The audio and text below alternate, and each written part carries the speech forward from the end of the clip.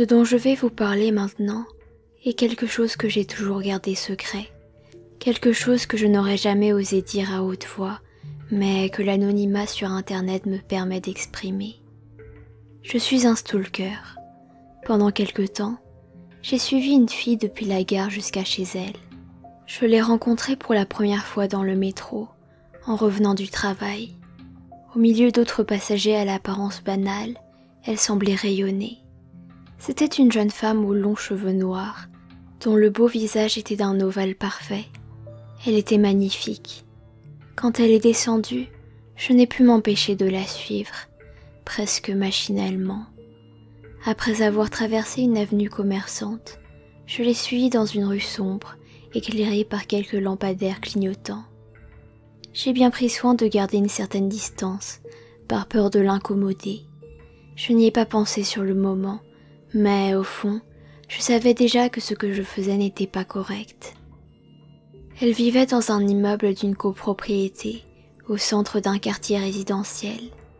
Après l'avoir suivie plusieurs jours, j'ai noté qu'elle habitait dans le 2e appartement du 7e étage de cet immeuble, chose que j'ai réalisée en observant la lumière de la fenêtre correspondante s'allumer. Tous les soirs en sortant du métro, elle passait toujours par la même épicerie pour acheter du thé glacé en bouteille et du pain aux noix.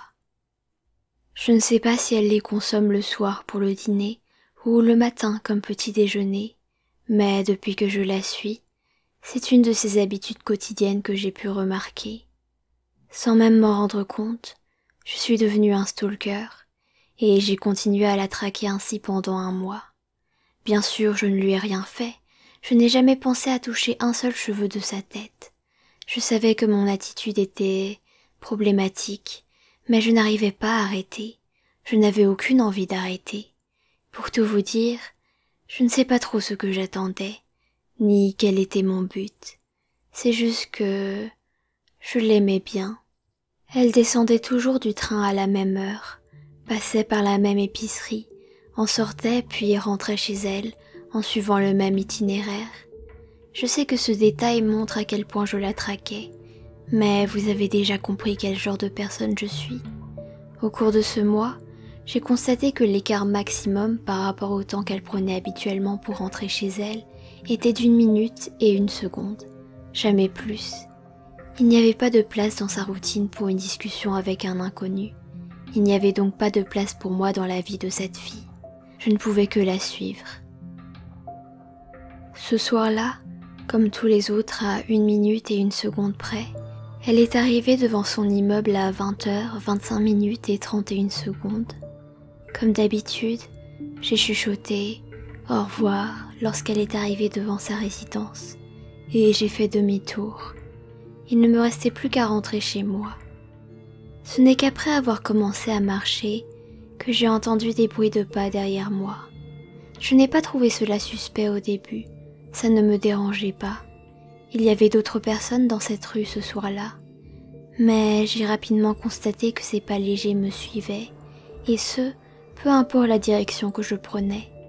Inquiet, je me suis arrêtée devant l'épicerie en chemin pour jeter un coup d'œil derrière moi. C'était elle. Elle se dirigeait vers moi. Pourtant, elle ne semblait pas me reconnaître. J'ai toujours fait de mon mieux pour qu'elle ne me remarque pas. Non, elle ne pouvait pas me reconnaître. Elle ne m'avait probablement jamais vue. Ou du moins, elle n'avait pas fait suffisamment attention pour savoir à quoi je ressemblais. Je me suis dit qu'elle avait probablement oublié quelque chose à l'épicerie. J'étais plutôt surpris. Je ne l'avais jamais vue revenir sur ses pas avant, mais j'ai continué à marcher vers la gare sans me retourner. 30 minutes plus tard, je descendais du métro qui me ramenait à la gare la plus proche de chez moi. J'habitais à une dizaine de minutes de marche, et sur le chemin, j'ai entendu un bruit de pas familier. Quand je suis arrivée chez moi, j'ai jeté un coup d'œil par la fenêtre. C'était elle. Elle se tenait devant la grille de ma résidence, me fixant. Le lendemain, la même chose s'est produite. Quand j'ai fait demi-tour après l'avoir suivie jusqu'à sa résidence, elle a fait de même, me suivant jusqu'à la mienne. Je ne sais pas ce qui lui est passé par la tête. Peut-être savait-elle que je la traquais, et elle avait décidé de me suivre pour me rendre la monnaie de ma pièce. Mais pourquoi? Plus j'y pensais, plus ça m'effrayait. Le lendemain, j'ai décidé d'arrêter de la suivre. Je suis descendue à ma gare sans passer par la sienne. Pourtant, lorsque j'en suis sortie, j'ai entendu le bruit de pas habituel me suivre. Depuis ce jour-là, elle me suit chaque soir. Le chasseur est devenu la proie. Elle se tient longtemps devant la grille de ma résidence, même après que je sois rentrée chez moi. Depuis quelques jours, elle attend qu'un autre résident lui ouvre pour tenter de rentrer chez moi. Parfois, j'entends la poignée de ma porte verrouillée tourner. Elle me fait vraiment peur et je regrette amèrement de l'avoir stalkée. Recroquevillée dans mon lit, j'attends qu'elle parte et je chuchote. Je suis désolée, encore et encore. Si seulement elle pouvait arrêter de me suivre.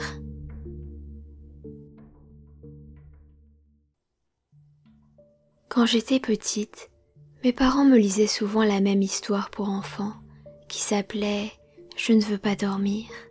C'était un conte illustré, mon préféré. Je m'en souviens encore très bien, je le connais presque par cœur. Ça commençait ainsi. 9 heures sonnent. Qui est encore éveillé? Les chats noirs, les petites souris malicieuses, les voleurs. Mais la nuit est le temps des fantômes. Alors pourquoi joues-tu encore à une telle heure? Veux-tu devenir un fantôme? Si tu ne dors pas la nuit, ils viendront te chercher et s'envoleront vers le pays des fantômes, au-delà du ciel et des étoiles, là où les esprits dansent et jouent toute la nuit. Bien sûr, ce n'était qu'un conte pour enfants, mais une nuit, j'ai reçu la visite d'un fantôme. Enfin, c'est ce que j'ai cru. J'habite au 5e étage d'un immeuble et ma chambre dispose d'un petit balcon. Je me suis réveillée en pleine nuit parce que quelqu'un tapait à ma fenêtre. Puis j'ai entendu une voix qui m'appelait par mon prénom. « Viens jouer avec moi », a-t-elle chuchoté. Je me souviens avoir pensé que c'était probablement comme dans le conte. La voix était celle d'un fantôme venu m'emporter parce que je ne dormais pas. J'avais peur, mais j'ai tenté de le cacher quand j'ai répondu « Désolée, je ne peux pas venir jouer ».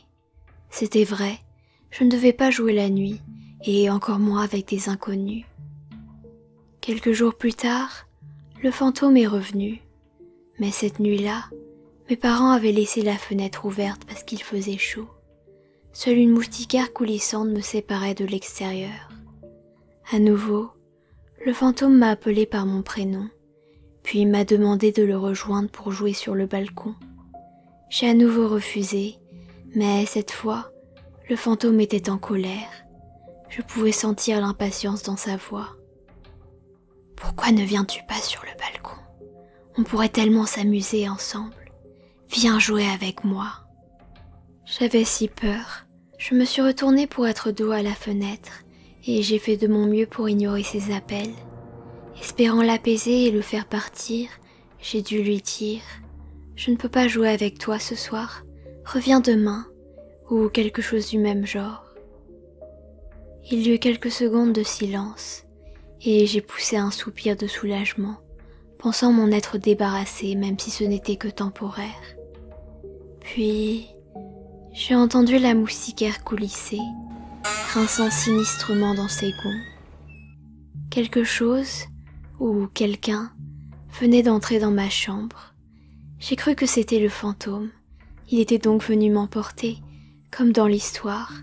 J'ai couru le plus vite possible jusqu'à la chambre de mes parents, pleurant presque de peur. J'ai secoué le bras de mon père pour le réveiller. « Reviens ici tout de suite.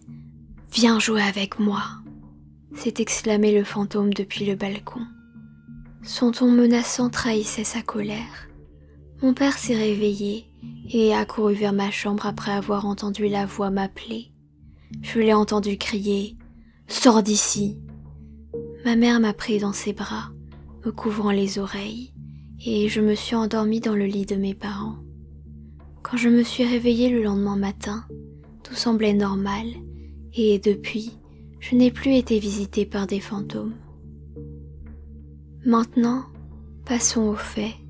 Je ne suis plus une enfant. Je connais la vérité derrière cet incident. Avant d'épouser ma mère, mon père a eu une relation avec une femme. Cette dernière était assez instable et elle a développé une réelle obsession pour lui. C'était déjà le cas quand ils sortaient ensemble, mais la rupture n'avait fait qu'amplifier ce problème et le mariage avec ma mère l'avait rendue folle. Cette femme avait monté 5 étages en escaladant chaque balcon, afin d'accéder à notre appartement. Quand mon père est entré dans ma chambre pour la chasser, la rage l'a envahie. Elle s'est mise à casser tout ce qui lui tombait sous la main, jurant, le maudissant lui et sa famille et lui promettant toutes sortes d'atrocités. Elle était d'une telle violence que mon père a dû la restreindre, afin de l'empêcher de causer plus de dégâts et de s'attaquer à nous. Il a utilisé du scotch pour l'immobiliser, jusqu'à l'arrivée de la police. Il y a peu, mon père m'a avoué que le regard que lui a jeté cette femme quand les policiers sont venus l'emporter était si empreint de rage qu'il le hante toujours. Tout ceci a eu lieu quand je n'avais que 4 ans. J'ai tenté d'en parler à mes parents plusieurs fois, leur demandant où était parti le fantôme de mon livre, essayant de recoller les morceaux du puzzle. Ils me grondaient, me priant de ne plus en parler et me reprochant de toujours ressasser cet événement. Ma mère était enceinte. Je n'ose pas imaginer la peur qu'elle a eue et le stress que cette femme lui a causé. Maintenant, je suis une adulte, mais cet événement a laissé des marques.